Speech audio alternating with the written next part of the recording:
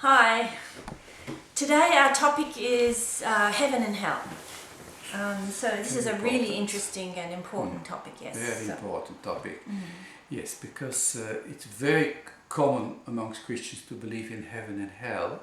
And many Christians, they believe that heaven is the place where God is in charge, and then there is a place called hell where the devil is in charge, you know, Satan, the devil, whatever.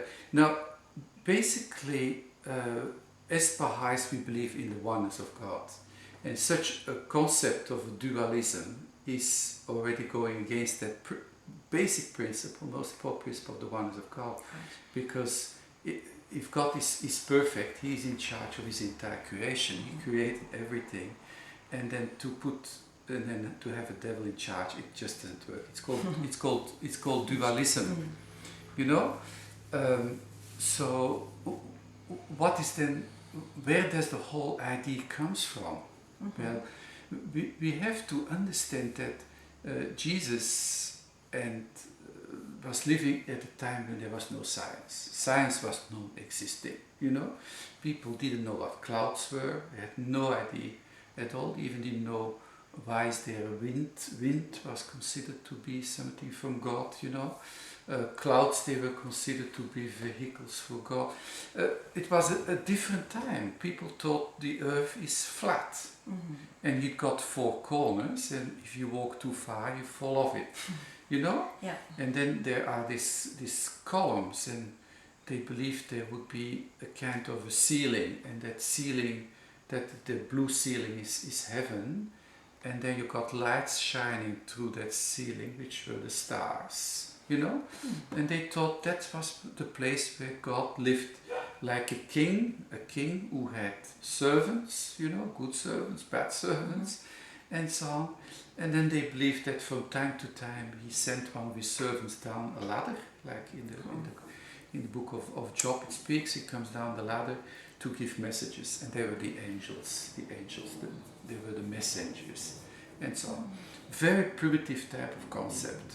Heaven was not far away, it was just above the clouds, really, for them. Yes. Yeah, this is just a little introduction This is the Jewish understanding. So then what did Jesus continue with in His teachings to take the Christians into a further understanding, and why? Well, basically, Jewish people, they have the concept that when a person dies, he goes to what they call the Sheol. The Sheol. S-H-E-O-L. The Sheol.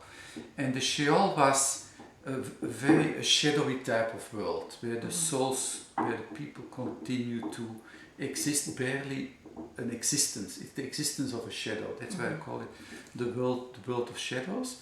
And then they believed that there would be a certain time in which that their bones would reassemble again, and then they would appear before the Lord, which is called the day of judgment. Very common belief, and it's still well used today, still in Judaism. Now, that concept of the Sheol, what happened was that the Jewish theologians, it's always the theologians, they started to discuss, and they suppose we have a Jew who dies as a martyr in a war, fighting against the ungodly, you know, the Gentiles.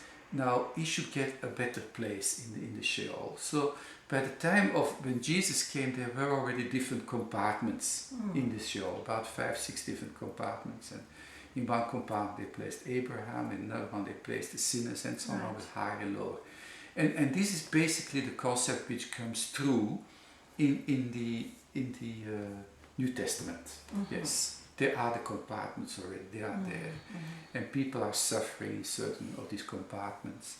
Then what happened later is that the word Sheol was then translated into Latin as being the inferno, and that went then the concept of the hell. So the hell has a very historical development like that. And of course people are scared of the hell. The scaring was used a lot in the Middle Ages and later on.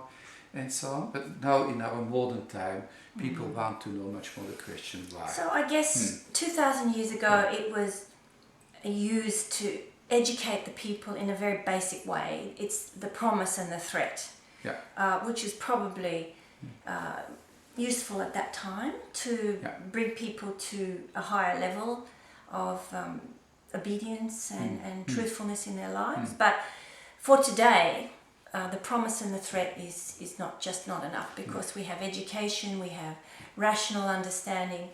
So what does the Baha'i writing say now about these two concepts, heaven and hell? Well, Baha'i writing says that there are spiritual concepts, and even here on earth we can feel in heaven. Like people are in love, you know, they feel like they are in heaven. Right. So it's a state of being. It's a state of being. That's probably a much better way of putting it. It's a state of being.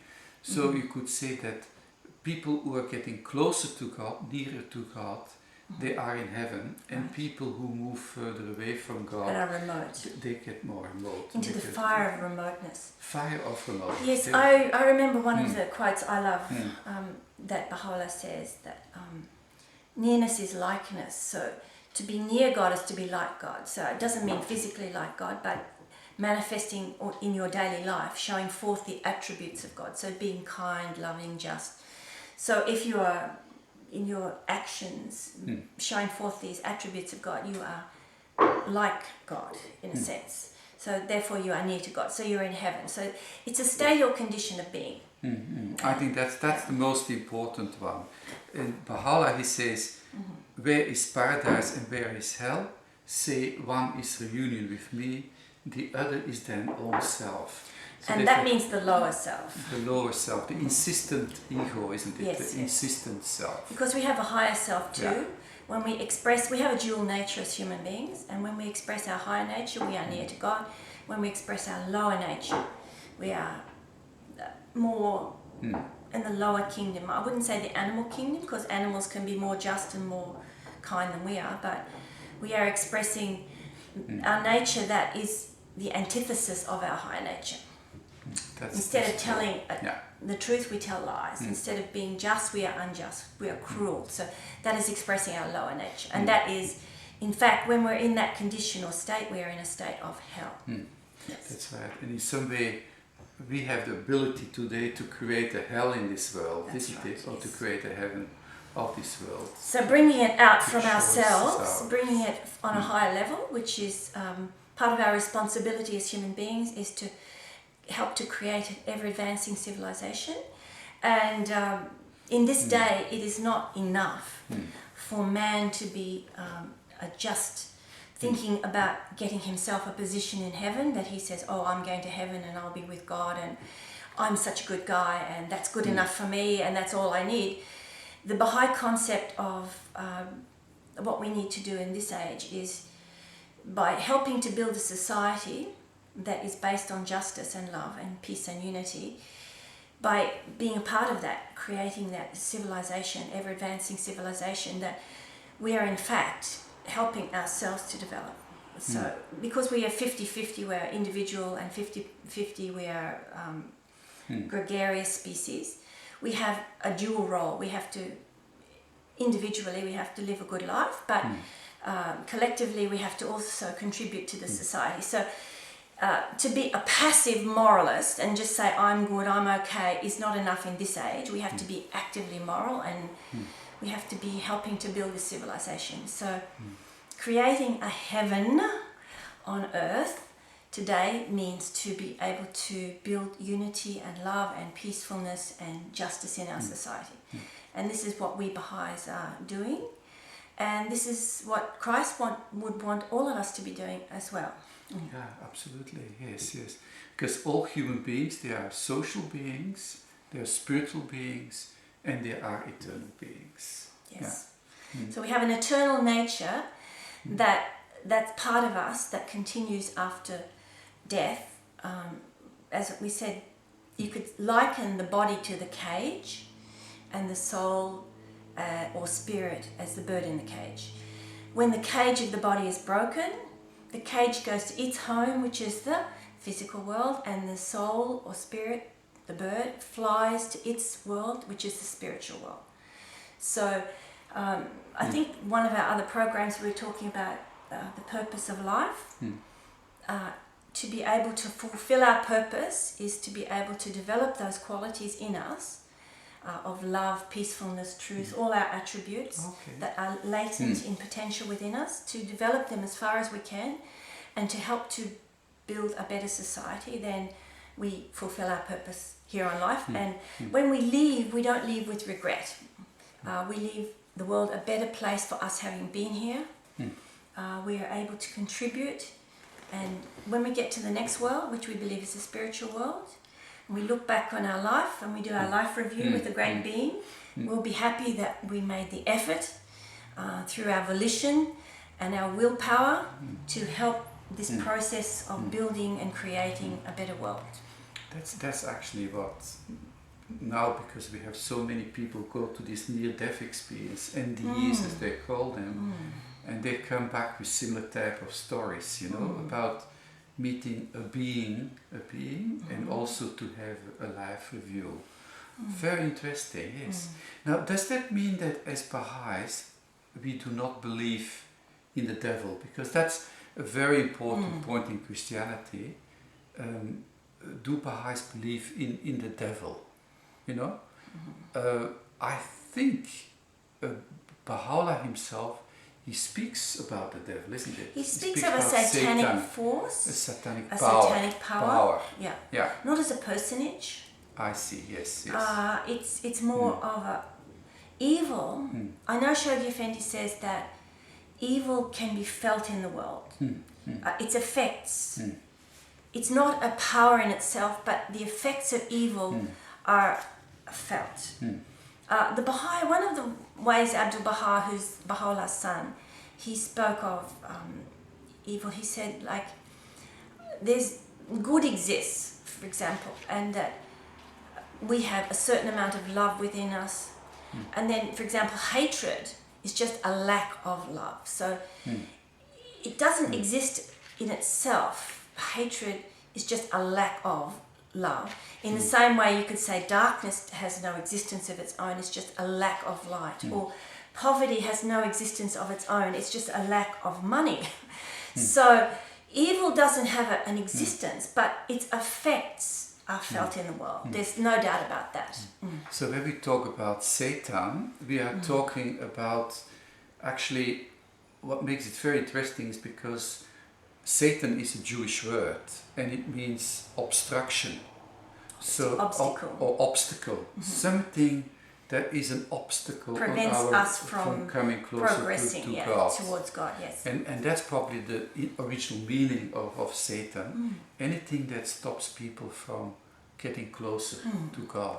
So Satan can be you alcohol. said before, Can be alcohol. Satan can be drugs. Yes. Satan can be self-love, you know? No, not the good self-love. Oh, that's... Well, this is always a difficult topic. Narcissistic love. Narcissistic love. It means vanity and pride. But good self-love, there's nothing wrong with that. That is loving the good within us. In the Seven Valleys, the Four Valleys, which is the next book after the Seven Valleys. The first valley is the Valley of Love, and he says that we must love the God standing within us with laws. He said that is the beloved self and not to be shunned. So we have this beloved self that is our higher nature, our beloved self, and if we allow the reflection of God to appear in our heart, like we reflect his attributes to others, that is God standing within us with laws. And like in the Hidden Words, Baha'u'llah says, thy heart is my home, sanctify it for my descent. Thy spirit is my place of revelation, cleanse it for my manifestation. There's another writing that says that if we cleanse our heart, that God can polish the mirror of our heart, God can be reflected in our hearts. There's no entry or exit here. No, we're not talking about a physical sense, we're talking about a spiritual reflection, an emanation, if you like, that we are, like for example with our voice, when we are speaking, or quoting the words of God. I'll just give an example. The first hidden words, it says, my first counsel is this: possess a pure, kindly and radiant heart. Okay, so when I'm speaking these words to you, they're emanating from me through my voice. The effect of it is felt by you, because the Word of God has its own power, it has its own effect.